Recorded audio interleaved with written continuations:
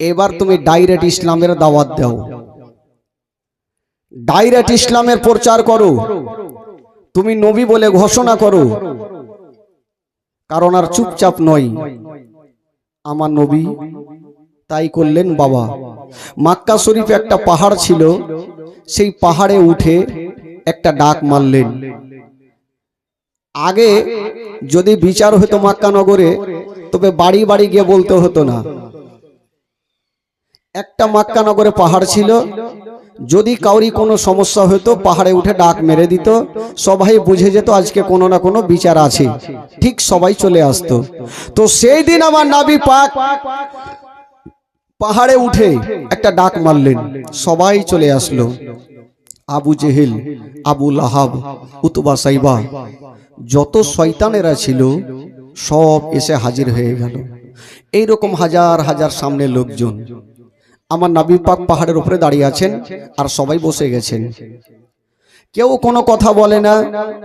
আমার নবীর আপন চাচা, যার নাম কোরআনের পাতায় লেখা আছে আবু লাহাব, এই আবু লাহাব বলছেন, ভাতিজা, আচ্ছা তুমি কেন ডেকেছো বলো।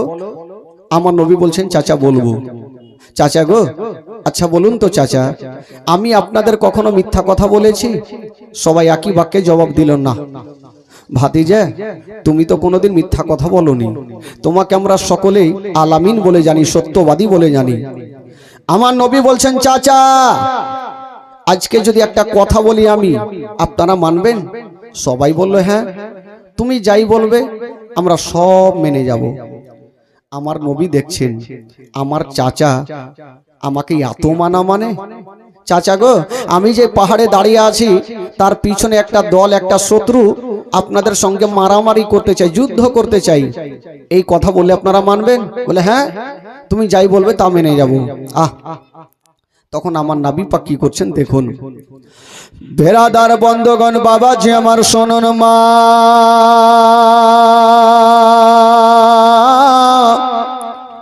আমার নবী দেখছে না চাচা গণের আমাকে এতই মানা মানেন, তবে আমি ইসলামের দাওয়াতটা দিয়ে দিই। বলছেন, চাচা গো, আপনারা ওই মূর্তির পূজা করা ছেড়ে দিয়া, চাঁদের পূজা করা ছেড়ে দিয়া, সূর্যর পূজা করা ছেড়ে দিয়া, চাচা গো এক আল্লাহকে মেনেলেন গো চাচা, যে আল্লাহ বিনা খুঁটির খাম্বার দাঁড়াতে আসমানটাকে ছাদের মতো করে রেখেছেন আর জমিনটাকে বিছানার মতো বিছিয়েছেন। চাচা গো, কালেমা পড়ে মুসলমান হয়ে যান। যেমন এই কথা বলতে নাই বাবা গো, কেউ কোনো কথা বলে না, সবাই চুপচাপ দাঁড়িয়েছিল। কেউ কোনো কথা বলে না, সবাই চুপচাপ দাঁড়িয়ে। আমার নবী ভাবছেন, আল্লাহ, আমি তো ইসলামের দাওয়াত দিলাম, নিজেকে নবী বলে ঘোষণাও করলাম, কেউ কোনো কথা বলে না কেন? বেরাদার বন্ধগণ, বাবা যে আমার শোনন, মা যেমনই আমার নবী ইসলামের দাওয়াত দিয়েছেন বাবা, সবাই চুপচাপ বসেছিল। আর আমার নবীর আপন চাচা, যার নাম কোরআনের পাতায় লেখা আছে আবু লাহাব, এ আবু লাহাব মিডিলে বসেছিল, সেখান থেকে উঠে গেল। আবু লাহাব মনে মনে ভাবছে, আমি যাকে ভাতিজা বলে ডাকি, আজকে ওই ভাতিজা নিজেকে নবী দাবি করেছে, আমার ভাতিজাকে জিন্দা রাখব না।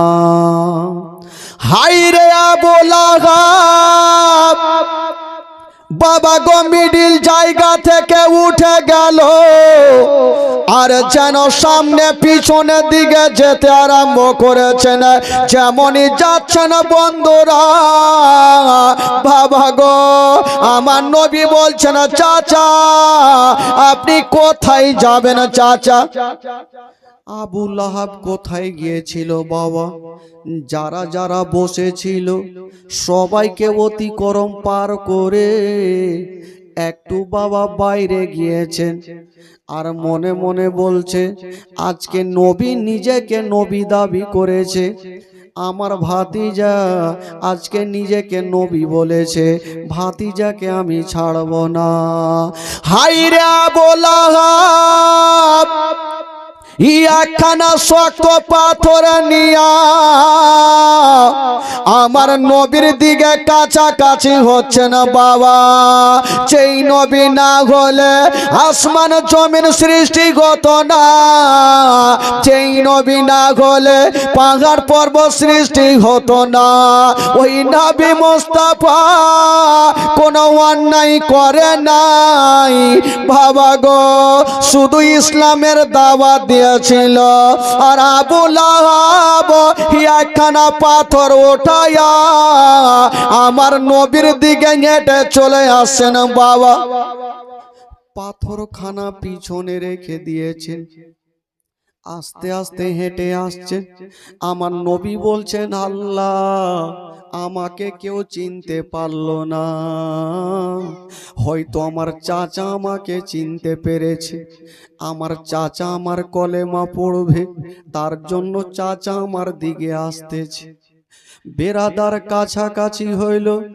আবু লাহাব ওই শক্ত পাথরখানা নিয়া যেমনই কাছাকাছি হয়েছে বাপ, আমার নবী বলছেন, চাচা গো, চাচা গো, আপনি ছাড়া আমার কেউ মনের কথা বুঝলো না। চাচা গো, একবার কলেমা পড়ে মুসলমান হয়ে যাও। যেমনই বন্ধুরা আমার নবী ইসলামের দাওয়াত দিয়েছেন বাবা, মুখের কথাই মুখে থাকলো গো। আবু লাহাব পাথরখানা নিয়া বাবা এত জোরে চালিয়ে দিল, আমার নবীকে নিশানা করে এত জোরে চালিয়ে দিল, ওই পাথরখানা গিয়া বাবা লাগবে তো লাগ, আমার নবীর হাতে লাগলো না, পায়ে লাগলো না, মাথায় লাগলো না। ওই পাথরখানা গিয়া আমার নবীর চোখের কোণাতে ঢুকে গেল। যেমনই চোখের কোণাতে ঢুকেছে বাবা, আমার নবীর বাবা গো, চোখের কোণা দিয়ে গল গল করে রক্ত শুরু হয়ে গেল। আমার নবী দাঁড়িয়ে থাকতে পারলেন না, মা বলে যেন জমিনে পড়ে গেছে বাবা গো। আর চোখ দিয়ে, চোখের কোণা দিয়ে রক্ত ঝরছে। আমার নবী বলছেন, আল্লাহ গো, আমি কোনো অন্যায় কথা বলিনি, আমি কোনো অন্যায় কথা বলিনি, কেন আমার চাচা আমাকে পাথরখানা মারলো? হাইরে দয়ার নবী মুস্তাফা, যেমনই পাথরখানা লেগেছে বন্ধুরা, চোখের কোণা দিয়া যেন টস টস করে রক্ত ঝরে যাচ্ছে। হাইরে দয়ার নবী মুস্তাফা, ওই রক্তগুলা বাবা গো মাটিতে পড়তে দিচ্ছেন না, নিজের জামাতে রক্তগুলা নিচ্ছেন, আর চোখ দিয়ে ঝরঝর করে পানি ঝরছে। আল্লাহ, আজকে আমি নিজেকে নবী বলে দাবি করেছিলাম, শুধু ইসলামের দাওয়াত দিয়েছিলাম, আজকে আমার চাচা কেন আমাকে এত জোরে পাথর মারলো? হায়রে আমার নবী কাঁদতে লেগেছে। তবে বাবা গো, যেমনই আমার নবীকে পাথর মারা বাবা, যারা যারা বসেছিল সবাই পালিয়ে গেল, কেউ বসে নাই, কেবল দুটা লোক দাঁড়িয়ে আছে। কে দুটা লোক দাঁড়িয়ে ছিল? শয়তান আবু জেহেল আর আবু লাহাব দাঁড়িয়ে দাঁড়িয়ে দেখছেন বন্ধুরা। যখন দেখবেন কোন সাপ খেলা হয় বাবা, চতুর্দিকে দাঁড়িয়ে দেখে, আবু জেহেল দেখছে আর বলছে, ওরে আবু লাহাব, তুমি নবীকে এত জোরে মারলে, নবী তো এখনো দুনিয়া থেকে বিদায় লাইনি, নবী তো বেঁচে আছে। ওরে আবু লাহাব, তুমি তাড়াতাড়ি করো, এই রকম সুযোগ আর পাওয়া যাবে না, নবীকে দুনিয়া থেকে বিদায় দাও, নবীকে মেরে দাও, তাহলে ইসলাম বন্ধ হয়ে যাবে। হায় রে বলা বলছেন ও গো বুঝে গেল আমি যত জোরে পেরেছি আমি পাথর কানা ছুঁড়ে মেরেছি, আর আমি কেমন করব বলো। আবু জেহেল বলছে ও গো আবু লাহাব এক কাজ করো, আমি তোমাকে বুদ্ধি দিচ্ছি, তুমি একটু ঘরের মধ্যে চলে যাও আর ঘর থেকে একখানা গামছা নিয়ে চলে আসো। বাবা গো ঘর থেকে গামছা নিয়ে আসা হইল, আর গামছা নেওয়ার পরে আবু জেহেল দৌড়াতে দৌড়াতে আমার নবীর কাছে গিয়েছে। হাই রে নবী মুস্তাফা, বাবা গো কপালে কি বলে চোখের কোণাতে নিজের হাতখানা দিয়া মাটিতে বসেছিলেন আর মামা বলে কাঁদতেছিলেন। আল্লাহ গো যদি আজকে আমার মা থাকতো তবে আমার কাটা জায়গাতে কাপড় পুড়িয়ে লাগিয়ে দিত। আমার আব্বাজান যদি থাকতো আমাকে নিয়ে ডক্টরের বাড়ি যেত। আল্লাহ আমার দুনিয়াতে মা নেই বাবা নেই বলি আমার দুনিয়াতে কিছুই নেই। ও যুবকেরা পৃথিবীতে সব খুঁজে পাবেন গো, কিন্তু মার মতো একটা মা খুঁজে পাবেন না। হায় রে আমার নবী মার জন্য ডুগরে ডুগরে কাঁদছে। আল্লাহ আমার মা যদি থাকতো তবে আমার কাটা জায়গাতে মহলম লাগিয়ে দিত। ও ঘোরা বলালামে আমি মায়ের গর্ভে থাকতে নিজের আব্বাজানকে হারিয়ে দিয়েছি। 6 বছর বয়সে আমি মাকে হারিয়ে দিয়েছি, 8 বছর বয়সে দাদুকে হারিয়ে দিয়া 25 বছর বয়সে খাদিজার সঙ্গে আমার বিয়ে হয়েছে, ঘর সংসার হয়েছে। আজকে 40 বছর বয়সে আমি ইসলাম প্রচারের দাওয়াত দিলাম, কিন্তু আল্লাহ গো আমি তো কোনো গালি দিইনি। বাবা গো একটু লক্ষ্য করুন, যেই নবী নিজের বংশের জন্য কাজ করেনি আমাদের আপনাদের জন্য নবী রক্ত ঝরাচ্ছে, ওই নবীর কলমা পড়ে আমরা মুসলমান হয়েছি।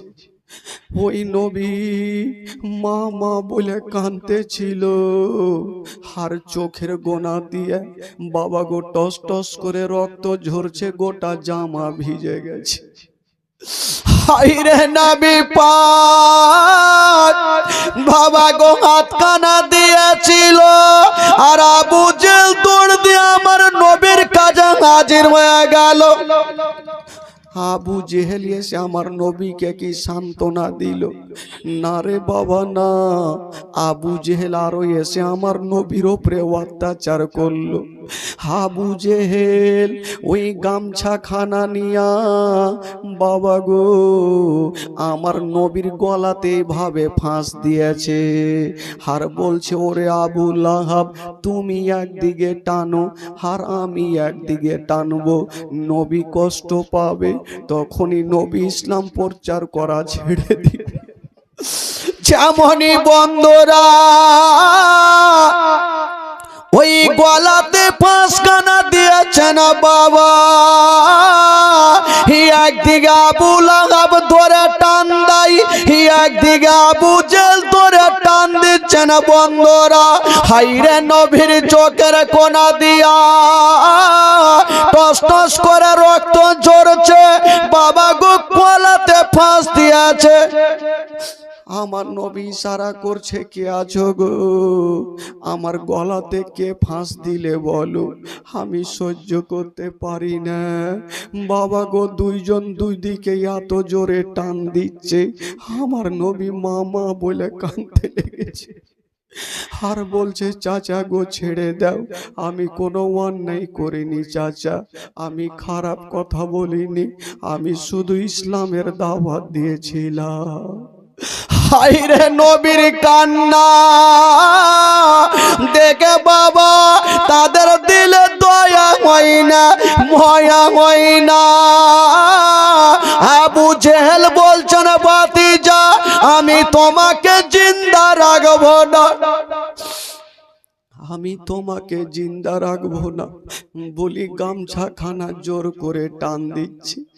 আবু লাহাব বলছে, ভাতিজা তুমি নিজেকে নবী দাবি করেছো, আজকে তোমাকে বাঁচিয়ে রাখবো না। আবু জেহেল জানে যদি নবী দুনিয়া থেকে চলে যায় তবে ইসলাম বন্ধ হয়ে যাবে, ইসলাম আর আগে বাড়বে না। ভাই বাবাজি, আমার নবী ইশারা করছে যদি কাউরি গলা চাপা যায় বাবা, দেখবেন চোখের গোড়া অন্ধকার হয়ে যাবে।